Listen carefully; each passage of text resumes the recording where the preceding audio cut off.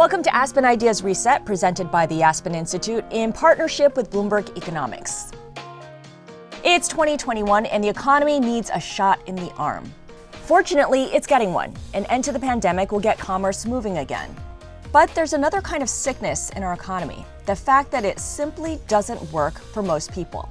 There are structures in the system that shut out people of color, small businesses, rural communities, and individuals, especially women, who've had to leave the workforce to care for others or because their jobs were eliminated. These people make great contributions to the well-being of our nation, but many have low-paying jobs and very little financial cushion.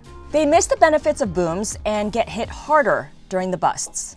Right now, we can see people hurting. You've got high unemployment, food lines, threats of eviction, and right now, when everything seems so broken, we have a chance to pick up the pieces and reassemble them and build a resilient economy that works for everyone.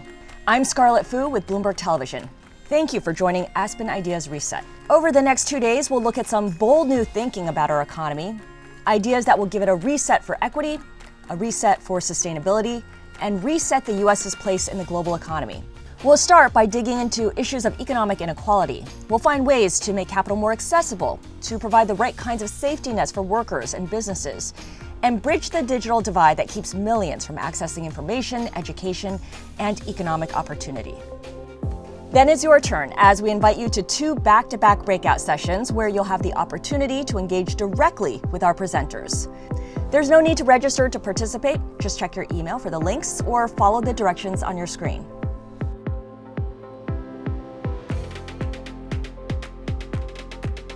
I'm Joanna Smith-Romani with the Aspen Institute. COVID has shown us that our economy is in desperate need of a reset. Let's get the work started right now so that when the pandemic is over, we can make sure we all recover. We'll start tonight with a 2% solution as Bill Bynum, Reed Hastings, and Robert Smith explore how Black financial institutions can close the gaps for those our economy doesn't quite reach.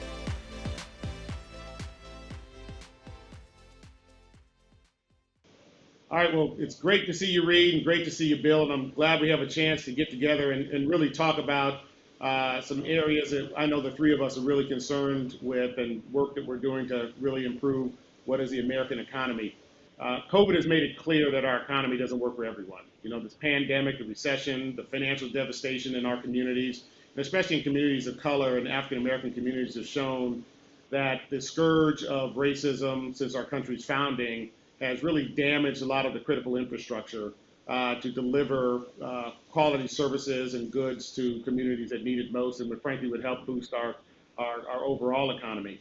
And I'm just excited to have partners like you, Reed, and you, Bill, to actually be on the ground figuring out ways to solve some of these problems. So maybe we can start, Bill, if you would, give us a little bit of a history of what you've been doing at Hope and what the pandemic has brought to your attention and what you've done about it and what we as corporations can think about in addressing some of these issues.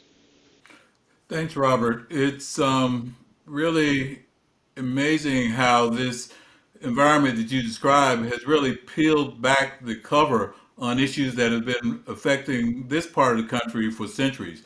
I work in the Deep South. Mississippi, Alabama, Louisiana has the highest concentration of Black people in the country. It also has some of the deepest, most entrenched poverty. And that's not a coincidence. For 25 years, we've been driving capital into Black businesses. It's clear that when they get the tools, they can do anything that any other business can do, but disproportionately, they don't have access to it. And so we, as a credit union that's owned by people of color, are more accountable to these communities. And so we have, just in the past year, for example, we normally do 40 to 50 business loans a year. We did over almost 3,000 paycheck protection loans to small businesses that could not get in the door of traditional banks. And so I think that is indicative of the disparities that exist within the financial system. In a place like Arkansas, only 1.2% of all SBA loans, which is the primary government program designed to close capital gaps, goes to Black people in a state where the population is 16, 17%. And so we are very intentional about closing those gaps, but we need to import capital into this community. And that's why the conversations that I've had with you and the investments that Netflix has made is so critically important. So, Reed, talk a bit about why you decided to kind of meet and lead in this call to action. The access to capital is critical. Capital is critical. Then access to capital, and talk a little bit about what you're doing in Netflix, and of course, you and your wife are doing just a wonderful job personally as well. But love to hear your thoughts around why this is important. Well, look, from a theory standpoint, it's pretty straightforward. Average black family in America is $7,000 of capital. Average white family, 70,000. So it's a 10x gap in assets. And the way that that eventually closes and we become the society that we want is to invest in black education, black economic opportunity. And Bill is a stubborn guy. He's been doing this work at Hope for more than 20 years. So he's just incredibly dedicated and focused and on doing loans and investments in businesses that work. Really inspired by your, Robert, your 2% model. We took 2% of our corporate assets, which we normally keep the money at JP Morgan, at Morgan Stanley, big safe institutions. But they're not as invested as Bill is at taking those deposits and then investing them in the community. And so some of that money's with Bill's institution, some is at peer institutions to Bill. But it's about then, if all American companies could just take 2% of their balance sheet, of their cash reserves that they store and they want to be safe, to be, again, in black-owned banks and economic development organizations, then we'd have a profound shift in the capital base that's very powerful. So, that's really I think, a great practical way for companies to invest. I think Robert, let me put Reed's $10 million deposit in Hope Credit Union into context. Itabena, Mississippi, home of Mississippi Valley State University, one of the HBCUs that you and Reed have certainly championed that need the kind of support that you've made. We have more than 70% of the deposits in Itabena, but that equals $1.2 million. That's certainly not enough to create the opportunity ladders that people in that community need. And there are Itabenas across the Delta, across the Deep South, in Appalachia, in Latino communities. And so that $10 million has an incredible impact in bringing resources into these communities where capital has been extracted. For black families with children, Reed mentioned the 10 to 1 wealth gap. It's 100 to 1 for black families with children compared to white families with children. That's not sustainable in a country that is increasingly black and brown. Yeah, I would say, one of the things that's come over the last year to the attention of corporations is they have a role in solving these issues. Many people look to rely on the federal government, but it's companies like Netflix and others that are saying, what is my role? How can I actually make this happen? This 2% solution is, do you drive, 2% of net income, 2% of assets into tier one of MDI banks? And there's an 8 to 1 lending capacity. You put $1 in tier one in an MDI, minority depository institution, they can lend $8. You put $100 million into CDFIs and MDIs, the impact and the ripple effect is enormous in terms of creating a higher quality of life and standard, and frankly, a higher quality of opportunity. And so part of what I think we have to do is really point to what is the call to action. And I'm with you, Reed. Every large corporation should take 2% of their balance sheets and put them into CDFIs, MDIs. They should also look and say, how do I invest in tier one capital as well, where they get a higher multiplier effect? And from my world, the world of software and technology, the modernization of that infrastructure. Because I think, and Bill, you may want to talk to this, but modernizing the lending infrastructure gives you the capacity to reach more at a higher rate. And many people don't know the CDFIs and MDIs actually have a lower default rating than or default risk in their loans than some of the FDIC institutions. But Bill, if you can talk a little bit about that multiplier effect, and then Reed, if you don't mind, talk a little bit about the call to action to corporations. No, you're absolutely right. We are regulated depositories, and we require tier one capital, but that is not as readily available to black banks. When you look at the disparity in capitalization between black banks and white banks, is astronomical. Even those that are funded by Treasury, there's a 2.5 to 1 capital gap for black financial institutions. But for every dollar that we can raise in equity, as you said, we can deploy $8 to $10 in deposits. That's not just for small businesses. It's for healthcare. It's for education facilities. It's for homes, which homes and businesses close the capital gap, the wealth gap, more than anything. And so those are game-changing investments, but they don't happen without equity in these well-starved institutions and communities. Reed, what would be your call to action to corporations in terms of what they can do and what they can do today to actually help solve this problem with the stroke of a pen? There's been a number of companies following your call to examine that.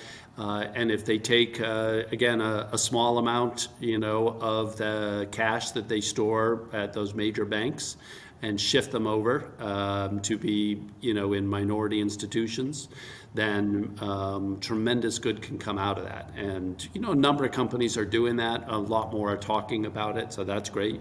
And they can, talk to Bill or talk to our Treasury Department, on all the practicalities. But it's a small but important contribution that we can all make. Yeah, and it has a ripple effect. The other thing I would point to is, some of the major banks have now figured out with the low cost of capital, they can now start to issue bonds and help some of these corporations issue bonds. The one that comes to mind is the Bank of America Quality Progress Sustainability Bond. It's yielding about 70 basis points, and to a great extent they can actually drive that capital into the banks, into these communities very specifically. So beyond going in and making deposits, you can actually go issue capital or issue a bond and actually designate it for exactly these sort of purposes. So we'd encourage all corporations to embrace these ideas. I think Morgan Stanley just came out with one recently as well. But I think embracing those sort of systemic solutions to actually to solve some of the systemic problems that we're all facing and experiencing. Before we leave, Bill, if you'd like to talk just a minute about some of your actual experiences in call it the PPP program and the expansion and how it actually really helps specific families, I think that would be a good way to end so people understand it's tangible and it's real. Gosh, there's so many stories, so many lives that have been stabilized and on the way to being strengthened because we were able to help businesses that didn't get a call back from traditional banks. Well, whether it's a barber in New Orleans that had been operating for a quarter century, but was on the verge of closing before he was connected to us to get a PPP loan, a nonprofit in Arkansas that helped kids that were getting cycled through the juvenile justice system, and they were getting ready to be put back in because the resources available to that nonprofit were dwindling during COVID. We were able to get them resources and get those kids on a track where they could start climbing the economic ladder.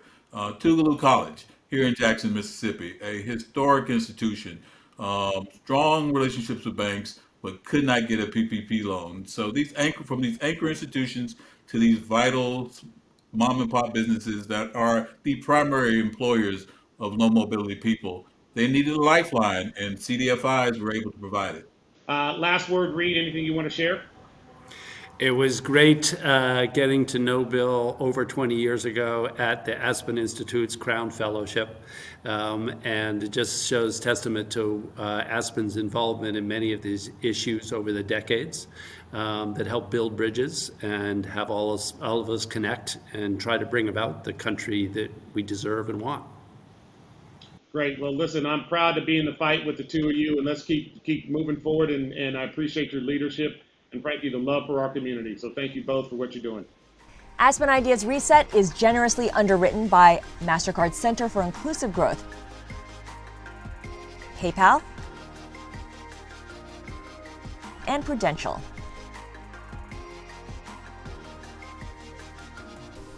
And now let's hear what the data has to say.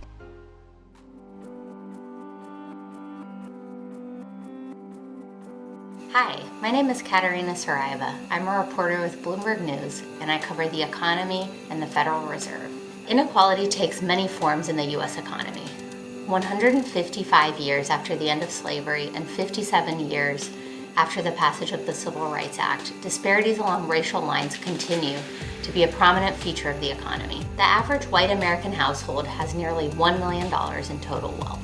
The same black household has $142,000, just 15% of their white peers' wealth, or an $840,000 difference. On average, the gap has been widening in the last 3 decades. Education is often referred to as the great equalizer. Although it's a powerful tool that raises incomes and wealth for all Americans, it doesn't improve the gaps among different race groups. The median black American with a college degree makes 40% less than the median white American, the same income gap seen in black and white people that didn't complete high school. The 50 richest Americans have nearly as much wealth as the entire bottom half of the U.S. Wealth concentration among the top 10% has ballooned to almost 70% of all wealth. The top 1% of Americans have a net worth of $34.2 trillion, while the poorest half hold just $2.1 trillion, or 2% of all household wealth. The coronavirus pandemic has wreaked havoc on inequality in the U.S. Shutdowns across the country cost 30 million Americans to lose their jobs. Women saw years of hard-fought progress in labor market participation erode as the pandemic shuttered schools and daycare centers, driving many women to drop out of the job market altogether to care for children. The Biden administration has pledged to address equality across all agencies of government and embed it in federal policymaking. Although it's still too early to see the impact of this, the new president has had his work cut out for him.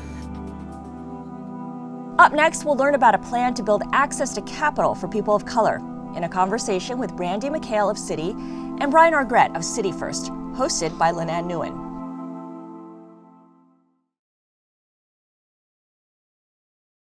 Hello, everyone. Welcome back. My name is Linan Nguyen. I'm a finance reporter at Bloomberg News, and I'm really thrilled to present to you our 2 speakers today. First, we have Brian Argrett. He is the CEO of Citi First Bank in Washington, D.C. And alongside him, we have Brandy McHale. She is Citigroup's Head of Community Investing and Development, and also the President of the Citi Foundation. So thank you both for joining us today. First of all, I want to start off with Brian. Brian, you had some pretty interesting and big news to announce at the end of last year. Can you talk a little bit about the deal that you struck with Broadway Federal in LA to create the biggest Black-led bank in the US? How's that going? How's the integration going? Well, thank you. First of all, we announced it back in August, and we announced a merger of equals to create the largest minority depository institution in the US, be just over $1 billion in assets. And it's going great. We've received our regulatory approvals. It's a publicly traded entity, so we have our registration out now, and we're in the integration planning process. We haven't yet closed. We'll be closing shortly, but it's proceeding very well. We're very excited about bringing these 2 institutions together for greater impact. I wondered if you could give us a little sense of how this is going to play out in terms of the broader Black banking sector. I mean, we know that Black banks have really shrunk over the last 20 years. You know, there used to be more than 40, and now there are only about 20. So can you talk a little bit about the industry dynamics that are affecting the minority banking sector? Absolutely. And this is also why we think this combination is so important. What we're doing is bringing 2 institutions that are well run and doing fine, if you will, together to create more scale so that we can then turn around and provide more capital directly into the communities, in low and moderate income communities and communities of color, of course, in the African American and Latinx communities, to really double down on impact. And the way in which we plan on doing that is the way we've been doing it. And that's by providing capital for small businesses, for nonprofits who are increasing their scale and their service within the communities, and of course, for affordable housing as well. Great. And I want to bring Brandy into this conversation now. Brandy, obviously you work for one of the biggest banks in the world, and you control, some of its key initiatives in terms of the economy. Can you talk a little bit about some of the things that Citi is doing out in the world to try and sort of narrow the racial wealth gap and to become, as the company says, a more anti-racist institution? Thank you for the question. Late May, early June 2020, like many companies, we were looking at how we could respond after the murder of George Floyd, say what role could we play in addressing growing racial injustice here in the United States. But we did something a little bit different. We said we weren't just going to only make contributions to leading civil rights and racial justice organizations. We did do that. We thought that was an important step forward. But we use this as a moment to say, not just what can we do to drive good in the world, but what can we do looking internally to say, how do we need to be different so we can drive positive impact in the world? So our Action for Racial Equity initiative was announced in September of 2020, represents $1 billion plus in strategic initiatives designed to close the racial wealth gap. Three things I'd like to point out about it. One is that in developing this strategy, we approach this by making a business case for closing the racial wealth gap. And in fact, when we announced our initiative, we also released first of its kind research around the racial wealth gap that showed that had the US done more to close the racial wealth gap over the past 20 years, we would have added $16 trillion to the US economy today. The second pillar to our approach was just that we, in designing this, decided that we needed to be comfortable being uncomfortable, that there was a lot of light being shown on the challenges and the problems and not enough on the solutions. And while we don't have all the answers, we felt it was important to come forward and to start the process of working on and testing solutions. And then finally, and perhaps most important of all, we knew that philanthropy would be necessary but insufficient on its own to address the challenge. Brian, you are coming from the largest black-led bank, but in a very small sector within the banking industry. Brandy, you're coming from the opposite side, trillions of dollars in balance sheet. How do your respective institutions help to narrow the racial wealth gap? In Brian's case, do you think that there needs to be more consolidation among the black-owned banks or the minority banks in order to reach scale and be able to be competitive? And then on Brandy's side, how do banks in their everyday business help to narrow the racial wealth gap? Maybe we'll start with Brian first. Sure, just directly to your question, I don't know that it's about consolidation per se. The problem is so large and extensive. We do need scale within the individual institutions, but it's not necessary that it's consolidation only to get there. And I want to back up a minute. I'm really pleased that we started off right at the beginning with the fundamental problem, which is the racial wealth gap.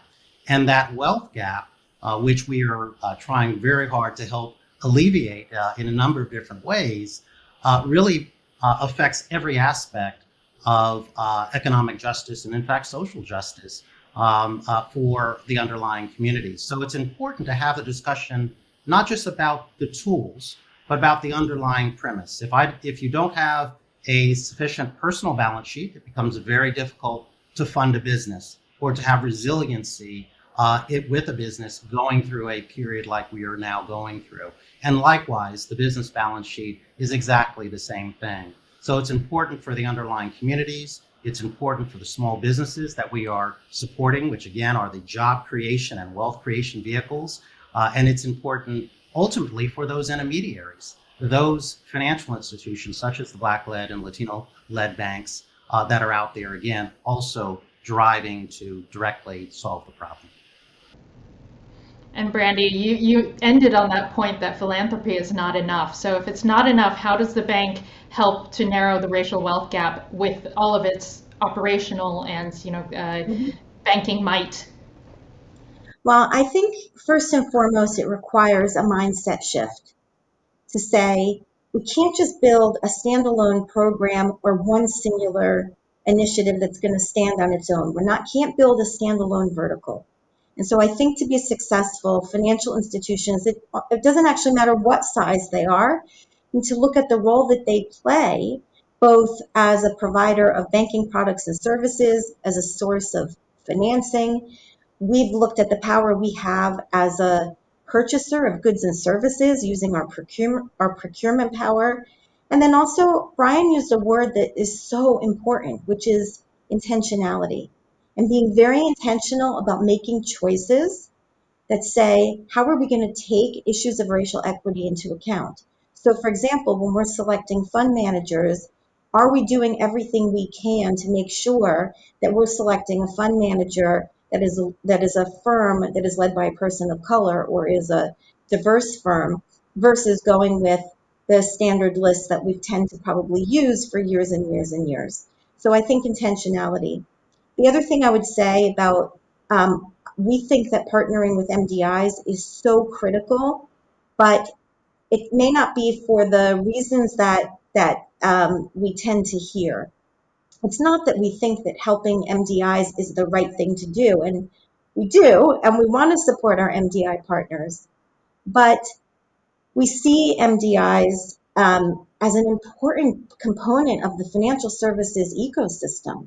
And so I think by working with MDIs, we're actually integrating a focus on racial equity within our own industry and building that equity within the financial services industry. And the flip side of that is it's not just what we can do to enable MDIs, but what we can learn from our partnerships with MDIs. We have more to learn from Brian and his institution and their experience that is going to help us to better serve um, communities and households that need to focus on wealth accumulation. Great. I think that's a perfect place to leave it. Thank you both for lending your insights into how the banking system can really help to drive racial equity in the economy and how it can reset the economy going forward. So I appreciate your time, Brian and Brandy. Thank you very much. Aspen Ideas Reset is generously underwritten by MasterCard Center for Inclusive Growth, PayPal, and Prudential. Aspen Ideas Reset is about asking big questions and offering big solutions. Let's now hear from some voices across America about their thoughts and personal experiences with today's topic. Have I been affected by structural inequality? Personally, I would say, I got to admit, my white privilege. I'm a white woman, so I'm more aware of it around me. I'm aware of it for family and friends that have struggled with specific instances, but I myself have not. No, I don't feel that I've been affected by other than, having an unfair advantage being white. Yes, I've been paid less. I have been passed over for jobs where I was more qualified. I've experienced structural inequality. Yes, as a woman, I've experienced, I can think of a couple examples at work. I know for a fact male counterparts have been paid more or received the salary that I requested. It's been here. I'm 73 years old, and it's been here since I've been in the world and before. In this country, I have not been affected by structural inequality because I am a white girl who has always grown up in the suburbs and had a good amount of money, and I've always been comfortable. So no, I haven't ever had to face any problems that any minorities have faced. As a lesbian, yes, I feel like there have been certain times in my life, but on a bigger scale, I feel like there's so many other groups of people, like people of color, that have been attacked and persecuted in our country since we got here. And so I look, for me personally, I might have been called some names, but overall, I don't ever feel afraid to walk into a certain environment. I think that what the government needs to do is be really targeted and thoughtful and ensure that the remedies are distributed equitably. Equitably doesn't mean always the same. It doesn't mean that every population is getting the same thing, and we have to be okay with that. What the U.S. should do to protect the most vulnerable is simply meet their needs. Instead of us, perhaps leaving them out there to their own devices, we need to penetrate those types of communities and give them the help directly versus expecting them to go and reach out and get the help themselves. Policy is how you fix injustice. Policy and infrastructure. A lot of the problems with America is we focus on the symptoms. Usually we don't really look at the things that cause the symptoms, right? What we need to start doing is getting uncomfortable and putting ourselves into these difficult conversations with one another. If you look in the mirror and you see your hat is crooked, you don't fix the mirror, you fix the hat. Up next, a story from someone who is making change in their community today. I am Dr. Aisha Yandoro, and I'm the Chief Executive Officer of Springboard to Opportunities. Springboard provides programs and services to families that live in federally subsidized affordable housing. A few years ago, I became very concerned that in spite of all of the wraparound programs and services that we were providing, and in spite of the wonderful work, and I'm biased, but in spite of the wonderful work that we were doing as an organization, we weren't moving the needle on poverty. And so I am a researcher by training. Whenever I have a question, and since I run an organization that's radically resident driven, we always go to the people to figure out what's going on and to get those questions answered.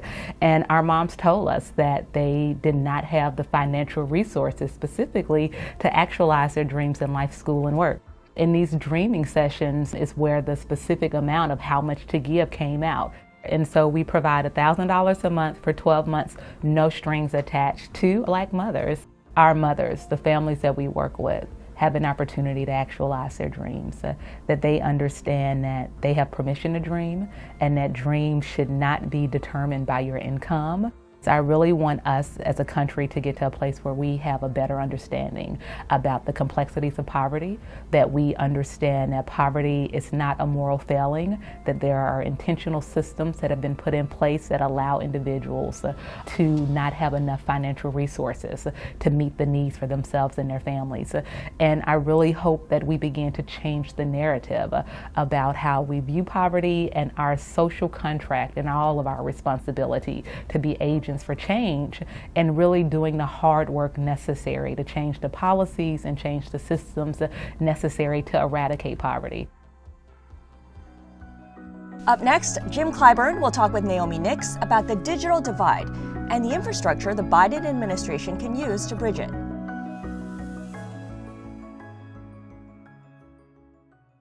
Representative Clyburn, thanks so much for joining us today. I'm really excited to speak with you, particularly at this moment.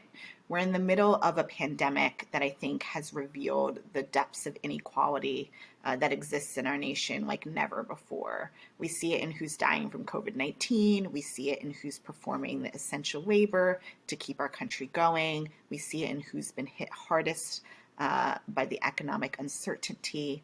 And of course, access to the internet and technology plays a critical role in those divisions. And what I think is really interesting is you were examining this issue of the digital divide and inequality when it comes to access to the internet, even before the pandemic. In 2018, you created the Rural Broadband Task Force.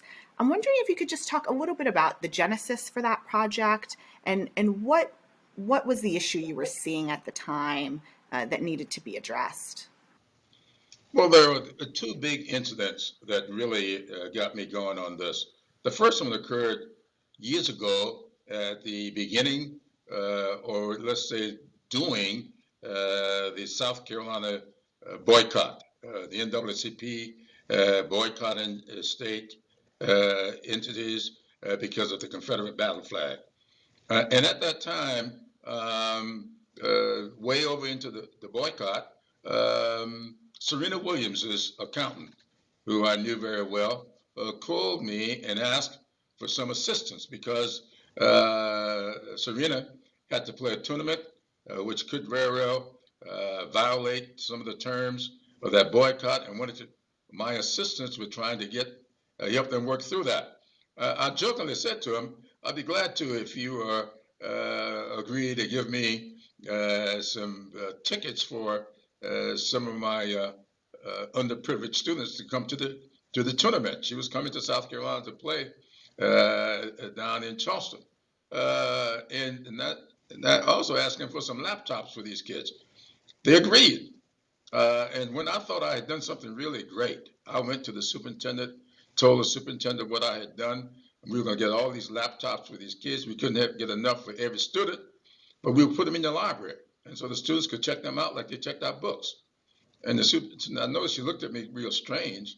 And to make a long story short, she said to me, what good will it do them to have these laptops if they don't have internet connections at home. And that's when it hit me. So I formed this broadband task force, and it's resulted in some significant legislation, which passed the House, incidentally. It didn't pass the Senate, but it passed the House in our Moving Forward Act. And I think we're going to pass it this time in the House and the Senate. That's a good point that you bring up, Congress. You know, you've introduced a bill last year that called for more than $100 billion to expand high-speed broadband access. But we've seen some skepticism from Republicans on some of the Democratic proposals.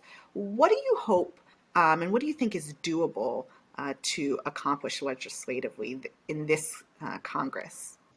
I think that bill is doable. But here's what we got to do. We've got to look at these things holistically. For instance, we've already passed several pieces of legislation for broadband that would be able to allow us to reduce that $100 billion sum. We had $7 billion at one time for broadband. We got another $20 billion for broadband. All of these small tranches were included in that big $100 billion bill. So I'm expecting for us to come forward with an infrastructure bill that will treat the information highway the same way that we treat the interstate highway. And I believe very strongly that we are going to pass the Moving Forward Act, and I think that broadband is going to be an integral part of that, and I think we'll have enough money in that bill to begin to build out broadband into every home and do in the 21st century with broadband what we did in the 20th century with rural electricity. What do you see as the FCC's role in this to address this issue? Already, we've seen acting FCC chair Jessica Rosenworcel make some moves, initially at least, to expand access to school children. What do you hope that the FCC will do in this area under a Biden administration? Well, one of the first things I want to see the FCC do is build out the internet and be honest with what a build out means. Right now, they have determined, and I saw this number as to the number of people without broadband. That is just not true. The fact of the matter is, you cannot look at a census tract, and if one home in the census tract has got broadband, you consider the entire census tract to be covered. And that's how you hand out the information. Look, I live in South Carolina. I live in a part of this country whose whole economy was built based way back to slavery on plantations and farmland. So you're going to tell me that when the big house has the internet and all those small houses around it's got nothing, you consider all of them to have the internet. That's what that policy says. That's ridiculous. So what we've got to do, first of all, is to be very honest with what the problem is so that we can solve the problem. We are not going to solve the problem by misrepresenting what it really is. And that's the first thing I think they've got to do. What about the roles of private companies and local governments? How can they play a part? That's another big issue because way back several years ago, when we started pushing the state legislature here to do what is necessary to allow state and local governments to get into this business. And I won't name all of them here today, but we got them involved. And then here come the big guys. They got legislation passed that prevented a lot of local governments from providing internet access to their citizens. That, to me, has got to stop. I don't care who it is. And I'm a big supporter of a lot of these companies. But that has got to stop. We've got to make broadband accessible and affordable. COVID has both deepened the digital divide and also brought it to the forefront of the national conversation. Is there anything that feels different about this moment in terms of momentum to tackle this issue? And is there anything about this moment that's particularly concerning for you when it comes to the digital divide? I think this moment is different. Look, I didn't go out and work for Joe Biden in a vacuum. When COVID-19 hit and I saw the impact of it, it revealed a lot of things. I've got 2 young grandchildren. When I had this discussion with Joe Biden, I explained this to him. And he is different about it. He is going to push the internet as a part of infrastructure going forward. So we're not going to have adequate delivery of healthcare if we do not have telemedicine or telehealth, whatever we want to call it. You aren't going to be able to educate our children unless they have access to online learning. We aren't going to be able to keep an economy going forward unless we are able to work from home. All of these things require the internet. And until we get to where we need to be, we've got to create these hotspots so that local communities can begin to involve themselves, not at the fast food place, but maybe at the local family center of the churches in the neighborhood, or other private nonprofit entities where people can go and be a part of the internet until we get it built out in their homes. That's what we've got to do. That's what we're going to do with this administration. That's why it feels different. Up next, we have Code for America's Amandarenzeria with a plan for creating digital safety nets.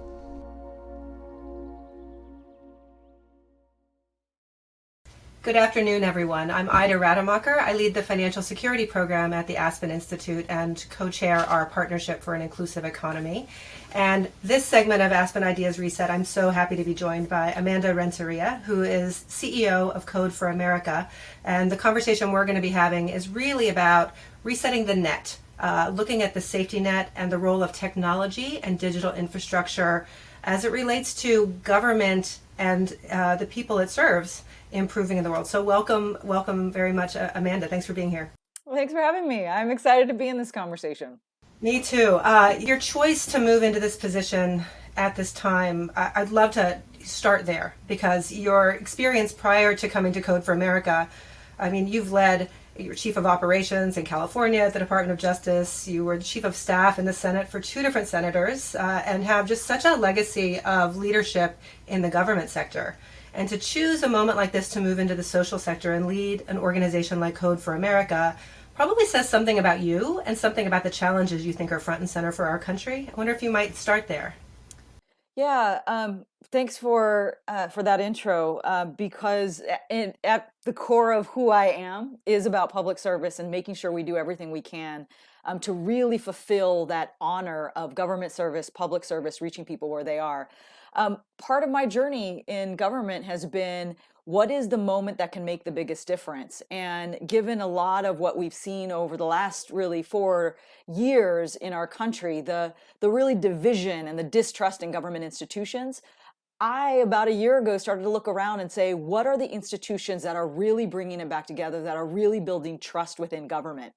And a key piece to that is what's making government just work for all people.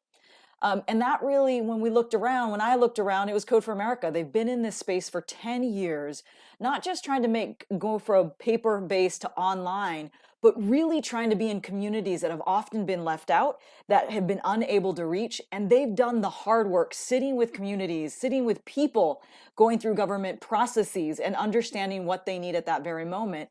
And so as we find ourselves in places where people really need safety net benefits, Code for America has been there to match that moment for so many people who need it now.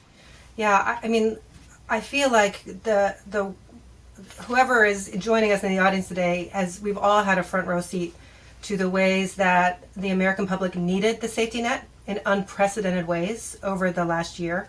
Unemployment insurance, supplemental nutrition assistance programs, what used to be called food stamps, even the cash payments. And we saw the ways that those systems were overwhelmed by the unprecedented need. What was the role of Code for America? I mean, you work with many local governments and state governments around the country. What was your role in both addressing the immediate problem? And also, what have you seen start to kind of be light bulb moments about not just the Band-Aids, but the longer term fixes that we need to invest in? So when COVID hit, we knew we could see the spikes in our data of people applying for food stamps because all of a sudden you saw unemployment rolls. You also saw that schools were closed and what was going to happen to these kids who were on school lunch programs. How was that gap going to be filled? And so in very short order, we knew the work that we did needed to scale immediately in order to reach as many people as possible. We also saw that governments, state governments around the country, for the first time really started to see technology as I must have it because this is a lifeline for so many people and you have to do it in a new way. And so pretty immediately we were asked to step in to help make sure kids could get cash for groceries. How do we make sure we'll find those families? Where are they? And so in short order, we were working with state governments all around the country to try and bring that data together, bring that technology together in order to reach as many people as possible. We also saw that with the stimulus and cash benefits. For folks who are lower income and apply for something called the Earned Income Tax Credit, most of those volunteer sites were in person. So not only did we have to bring them online and mobile friendly, but we were taking people through a process that they were used to doing in person and all of a sudden had to do by mobile phone in a trusted, simple way. And so it's been a year or 9 months for me of the heavy responsibility of seeing the need and being able to have a team to meet that moment. And what I see going forward is that this is an opportunity for really our entire country to keep those barriers that we moved away in the time of COVID. Something like you had to go in person to an interview in order to identify who you were for food stamps. Those kinds of barriers really were pushed down, and I think that's the opportunity as we think about the social safety net going forward.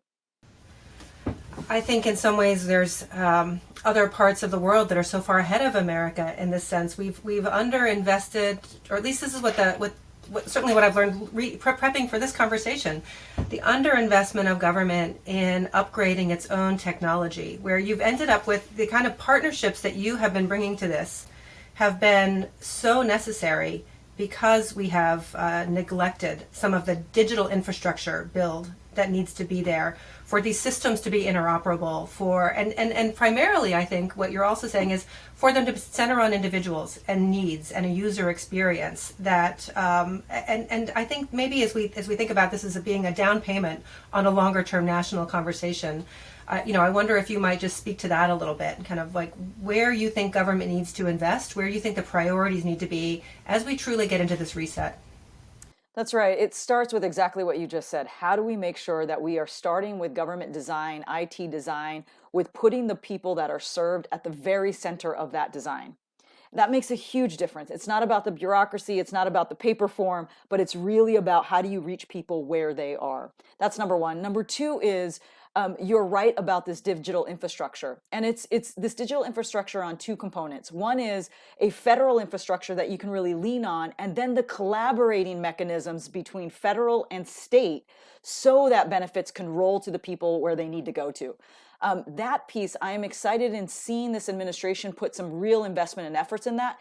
And now it's important that we get the implementation right, particularly that we're putting in resources to reach people that we might not have been able to reach in the past. Black and brown communities, tribal nations, we do a lot of work in trying to make sure we're reaching immigrant communities as well. That kind of thinking from the very beginning and putting these systems back together again is going to be imperative to have the kind of country that really can foster true economic opportunity for all. Thanks so much, Amanda. Thank you for having me. Up next, a story from someone who's making change in their community. I'm Martin Moto, CEO of Solar Impact. I'm coming to you from the heart of South Central Los Angeles. Solar Impact is a family of real estate funds focused on using housing to create social change. I'm here at a project called The Beehive, which is a campus for local entrepreneurs to participate in the greater economy. We're in the heart of what's called an opportunity zone. We're about 10 minutes from downtown Los Angeles. We really orient our activities around 4 key levers. The first is access to affordable housing. Housing is a critical component to creating wealth and building wealth. Many rent-burdened families continue to struggle to get access to high-quality, affordable housing. Second lever is access to education, particularly education in and through the technology field. For us, that means building out tech centers in the communities that we invest in. The third important lever is access to ownership, whether that's home ownership or access to ownership of a business and entrepreneurship, and really creating intergenerational wealth through these tools.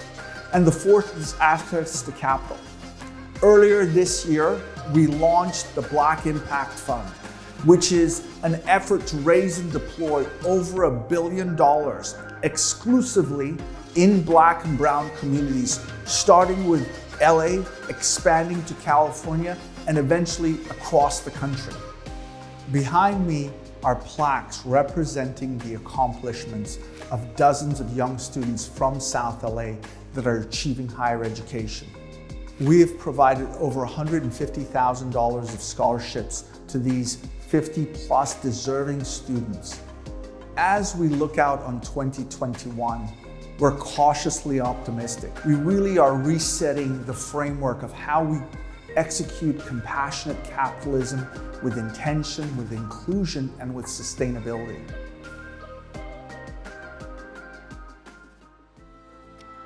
Today's discussion has been fascinating and frightening, but ultimately hopeful. And it's only one part of rethinking our economy. There's more to come tonight in our breakout sessions. Mark your calendar, though, for noon Eastern tomorrow. That's when we'll go beyond this conversation about who the economy works for and look at the biggest threat to our economy itself, that it's simply not sustainable unless we transition to a clean energy model. There are big proposals on the table from the Biden administration and big ideas from corporations, shareholders, and individuals. Join us tomorrow as we talk about what a net zero America would look like and how we can get there quickly. In the meantime, join us in just a few minutes for our breakouts, interactive sessions with big thinkers.